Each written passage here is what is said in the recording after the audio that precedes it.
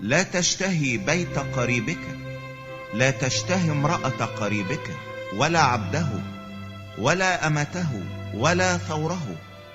ولا حماره ولا شيئا مما لقريبك. سامعین گرامی قدر، احکام عشرہ کی دوسری لو جس پہ حقوق العباد کا تذکرہ ہے، اب ایک آخری بات کا ذکر ہو رہا ہے۔ فرمایا گیا کہ تو اپنے پڑوسی کے گھر کا لالچ نہ کرنا، تو اپنے پڑوسی کی بیوی کا لالچ نہ کرنا، اور نہ اس کے غلام اور اس کی لونڈی اور اس کے بیل اور اس کے گدھے کا، اور نہ اپنے پڑوسی کی کسی اور چیز کا لالچ کرنا۔ سامعین گرامی قدر، آپ کو یاد ہوگا کہ ہم نے شروع میں کہا تھا کہ یہ قوانین نہیں ہیں بلکہ یہ اصول ہیں، یہ وہ آئین ہے جو کہ پیش کیا جا رہا ہے، کیونکہ قانون سزا دیتا ہے جرم کی۔ جب تک جرم کا ارتکاب نہیں ہو جاتا آپ کو سزا نہیں دی جاتی، اور قانون کے پاس یہ معلوم کرنے کے لیے کہ آپ نے واقعی کسی جرم کا ارتکاب کیا ہے یا نہیں، یہ دیکھنا ہوتا ہے کہ قانون کا ارتکاب ہوا بھی ہے یا نہیں ہوا۔ یعنی جب تک عملی جامہ نہ پہنا لیا جائے اس وقت تک قانون آپ کو سزا نہیں دے سکتا۔ لیکن یہاں پر کہا جا رہا ہے کہ لالچ نہیں کرنا ہے۔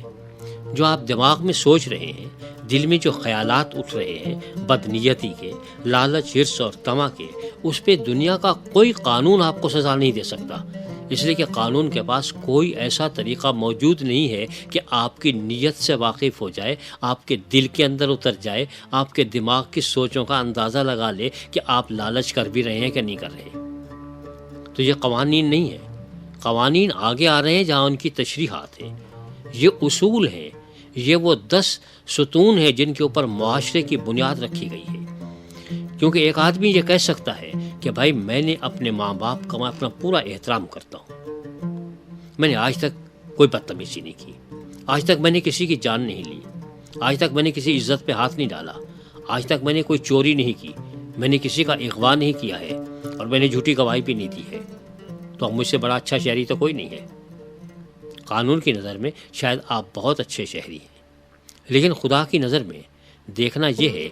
کہ آپ نے والدین کا تو احترام کیا، لیکن اس نیت سے احترام کیا کہ اگر انہیں کچھ کہوں گا تو پڑوسی کیا کہیں گے۔ آپ نے خون تو نہیں کیا، لیکن اس نیت سے نہیں کیا کہ بھئی خون کروں تو کیسے کروں، میرے پاس تو ذرائع نہیں ہے، لیکن اگر میرا بس چلے تو اس کا گلا گھونٹ دوں۔ آپ نے کبھی کسی کی عزت پہ ہاتھ نہیں ڈالا، لیکن جب بھی کوئی لڑکی آپ کے سامنے سے گزری، اس کی عزت آپ سے محفوظ نہیں رہی، آپ نے ذہنی طور پر اس کے ساتھ جو کچھ کر سکتے تھے، منہ کالا کر سکتے تھے، کر ڈالا۔ آپ نے آج تک پڑوسی کا مال نہیں چرایا، لیکن اس کے مال پہ نظر رکھے ہوئے ہیں۔ آپ نے پڑوسی کے خلاف جھوٹی گواہی نہیں دی، اس لیے کہ آپ کو عدالت میں جانا ہی نہیں پڑتا، لیکن اگر آپ کو موقع ملے تو آپ جھوٹی گواہی دینے کے لیے تیار ہیں، اور صرف اس لیے تیار ہیں کہ جھوٹی گواہی دینے کے بعد اس کے مال میں سے آپ کو بھی حصہ ملے گا، کیونکہ ڈاکوں کے ساتھ آپ نے بھی اپنا حصہ مقرر کیا ہوا ہے۔ تو اگر آپ اپنے دل میں یہ ساری باتیں سوچ رہے ہیں، لالچ کر رہے ہیں، حرص کر رہے ہیں، طمع کر رہے ہیں، بدنیتی ہے، دوسرے کے مال پہ آپ کی نظر ہے، دوسرے کی بیوی پہ آپ کی نظر ہے، دوسرے کی جان پہ آپ کی نظر ہے، تو قانون تو آپ کو سزا نہیں دے سکتا، قانون سے آپ بچ جاتے ہیں۔ یہ قانون کی سب سے بڑی کمزوری ہے کہ قانون صرف اس وقت آپ کو سزا دیتا ہے جب آپ نے جرم کا ارتکاب کر لیا، نمبر 1۔ نمبر 2، آپ اتنے احمق تھے کہ پکڑے گئے۔ اگر آپ گرفتار بھی نہ ہوں اور جرم بھی کر کے پھریں تو قانون آپ کو سزا نہیں دے سکتا۔ قانون آپ کی نیت پہ سزا نہیں دیتا کہ آپ کی نیت کیا تھی، بد نیتی آپ کی بچی رہ جاتی ہے۔ خدا کا قانون آپ کے دل تک پہنچتا ہے، اور وہ صرف یہی نہیں دیکھتا کہ آپ نے کیا نہیں کیا، بلکہ آپ نے کیا کیا۔ آپ نے قتل نہیں کیا، آپ نے زنا نہیں کیا، آپ نے چوری نہیں کی، آپ نے پڑوسی کے خلاف جھوٹی گواہی نہیں دی، لیکن آپ نے پڑوسی کے گھر کا بھی لالچ کیا، آپ نے پڑوسی کی بیوی کا بھی لالچ کیا، آپ نے پڑوسی کے مال کا بھی لالچ کیا، جس پہ قانون سزا نہیں دے سکتا تھا، تو خدا تو آپ کو نہیں چھوڑ سکتا۔ کیونکہ وہ دل کی بات جانتا ہے۔ یہاں تک آنے کے بعد ہم شاید رک جائیں، لیکن ہم ایک دفعہ پھر پورا جائزہ لینا چاہتے ہیں کہ حقوق اللہ اور حقوق العباد میں یہ جو آخری ایک بات کہی گئی ہے لالچ کے بارے میں، اس کا مقام کہاں پر ہے؟ کہا گیا کہ خدا کو ایک ماننا ہے۔ اس کا ثبوت یہ ہے کہ میں بت نہیں بناتا، خدا کو ایک مان رہا ہوں۔ لیکن میرے دل میں کتنے بت ہیں، اس کا کوئی فیصلہ کون کرے گا؟ خدا تو جان سکتا ہے، لیکن میں اگر بت بنا نہیں رہا ہوں تو ذہن میں تو میرے بت موجود ہیں، تو کوئی سزا نہیں مل سکتی۔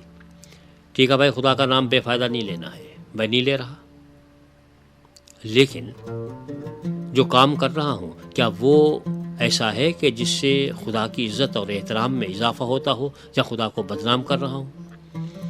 میں 6 دن کام کر رہا ہوں، 7ویں دن آرام کر رہا ہوں، خدا کی عبادت بھی کر رہا ہوں، سارے کام کر رہا ہوں، لیکن 6 دن جو کام کر رہا ہوں اس کام سے معاشرے کو فائدہ پہنچ رہا ہے یا نقصان پہنچ رہا ہے؟ اب میں آپ کے سامنے ایک مثال پیش کروں۔ اگر ایک آدمی ہفتے کے 7 دنوں میں سے 6 دن ڈاکے ڈالے اور 7ویں دن عبادت کرنے چلا جائے تو کیا اس نے اس حکم پر عمل کیا؟ وہ کہہ رہا ہے میں تو بھائی 6 دن تو میں نے کام کیا ہے، بھائی سارے لوگ سو رہے تھے، راتوں کو میں نے اپنی نیند حرام کی ہے، تب جا کے چوری کی ہے، اس سردی میں نکل کے آیا تھا، محنت مزدوری ہے میری، خون پسینہ ایک کیا ہے، جان پہ کھیلا ہوں، مذاق تھوڑی ہے چوری کرنا، آپ تو کر کے دکھا دیں، آپ سے ایک پیسہ نہیں چرایا جاتا، میں نے تو اتنا بڑا ٹاکا ڈالا ہے، تو یہ جواز نہیں ہوگا۔ اسی طرح سے اگر آپ خون نہیں کرتے، کسی کی عزت نہیں لوٹتے، چوری نہیں کرتے، اغوا نہیں کرتے، آپ کسی کے خلاف جھوٹی گواہی نہیں دیتے، لیکن سوال یہ ہے کہ یہ سارے کام آپ کے دل میں موجود تھے۔ کہا یہ گیا ہے کہ یہ جو ساری باتیں ہیں کہ یہ پڑوسی کا مال، اس کا گھر، اس کی بیوی، اس کے غلام اور لونڈی، اس کے گھوڑے اور گدھے، اور پڑوسی کی اور کوئی چیز، یہی تو وہ چیزیں ہیں جو انسان کو جھوٹی گواہی دینے پہ مجبور کرتی ہیں، چوری پہ مجبور کرتی ہیں، زنا پہ مجبور کرتی ہیں، اور خون پہ مجبور کرنے پہ مجبور کرتی ہیں۔ اس بات کا آخر میں یہ ذکر اس لیے کیا گیا کہ تمہارا سابقہ قانون سے نہیں ہے، قانون کے ہاتھوں تم بچ جاؤ گے۔ تمہارا سابقہ اس ذات سے ہے جو یہ جانتی ہے کہ تم نے دل میں لالچ کیا ہے یا نہیں کیا، اس سے بچ کے نہیں جا سکتے۔ قانون چھوڑ دے، لیکن قانون بنانے والا خدا نہیں چھوڑے گا۔ ہم عام طور پر اپنی کارکردگی یہی دیکھتے ہیں کہ ہم نے کیا کیا ہے، یہ ہماری نیکی کے کام ہے، یہ ہمارے برائی کے کام ہے، قیامت کے دن ان کو تول دیا جائے گا، جو بھی زیادہ ہو جائیں گے اس پلڑا بھاری ہوا اسی طرف ہمیں بھیج دیا جائے گا، اور ہماری نیکی کے کام تو بہت ہی زیادہ ہے برائی کے مقابلے پہ۔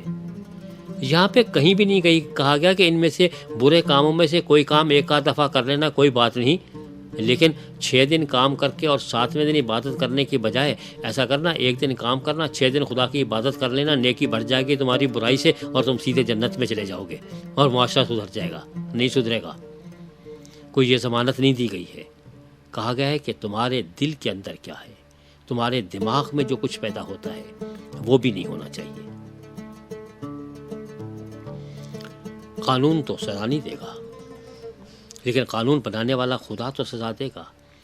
وہ یہ جانتا ہے کہ آپ کیا ہیں، کیسے ہیں، آپ کے دل میں لالچ ہے یا نہیں ہے، آپ کو موقع مل رہا ہے مال ہتھیانے کا یا نہیں مل رہا، آپ کو قتل کرنے کے بارے میں آپ سوچ رہے ہیں لیکن آپ اس کے بارے میں کامیاب ہوتے ہیں یا نہیں ہوتے، آپ دوسرے کی عزت پہ ہاتھ ڈالنا چاہتے ہیں، اس میں کامیابی آپ کو نصیب ہوتی ہے یا نہیں ہوتی، یہ الگ بات ہے، لیکن آپ نے سوچا تو صحیح۔ اور خدا یہ کہتا ہے کہ آپ کو یہ نہیں سوچنا چاہیے۔ یہ خیالات بھی اتنا ہی بڑا جرم ہے جتنے وہ اعمال ہے۔ تو آپ دیکھا آپ نے کہ ایک اور چیز جو عجیب و غریب ہے کہ جب حقوق اللہ کا ذکر ہوا تھا تو آخری جو بات تھی سبت کے بارے میں، اس میں تشریح تھی کہ اس دن آرام کرنا ہے، اور اس میں نہ تم کام کرو، نہ تمہارا بیٹا، نہ بیٹی، نہ غلام، نہ لونڈی، نہ چوپایا، نہ مسافر۔ اور جب یہاں پہ ایک آخری ذکر کی بات آئی ہے حقوق العباد میں، تو اس میں بھی تشریح ہے کہ کسی کی کسی مال کا نہیں لالچ کرنا، نہ اس کی بیوی کا، نہ اس کے بچوں کا، نہ اس کے غلام کا، نہ کسی اور چیز کا۔ یہاں پر بھی تشریح آئی ہے، بتایا گیا ہے کہ بھائی دیکھو، زندگی کے تمام پہلوؤں کا جائزہ لو کہ کوئی ایک ایسا پہلو تو نہیں ہے جو کہ گناہ میں ملوث ہو۔ جرم میں اور گناہ میں فرق یہی ہے کہ قانون جرم کی سزا دیتا ہے، گناہ کی سزا نہیں دیتا، لیکن خدا گناہ کی سزا دیتا ہے۔ قانون کے وہاں تک ہاتھ نہیں پہنچتے، قانون کے بڑے لمبے ہاتھ مشہور ہیں، لیکن گناہ تک نہیں جاتے، صرف جرم تک پہنچتے ہیں۔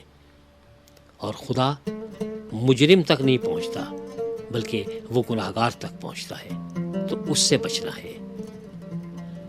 یہ وہ احکام تھے جس میں آخری حکم انسان کی سوچ کے بارے میں ہے۔ دیکھیے، ہم اپنا اپنا جائزہ لیں اور محاسبہ کریں کہ ہمارے اعمال تو شاید برے نہیں ہیں، لیکن ہماری سوچیں بھی صحیح ہیں یا نہیں ہیں۔ اگر سوچیں صحیح نہیں ہیں تو سوچوں کا قبلہ درست کریں، ان کا رخ صحیح کریں، اور پھر ہمارے اعمال خود بخود صحیح ہو جائیں گے۔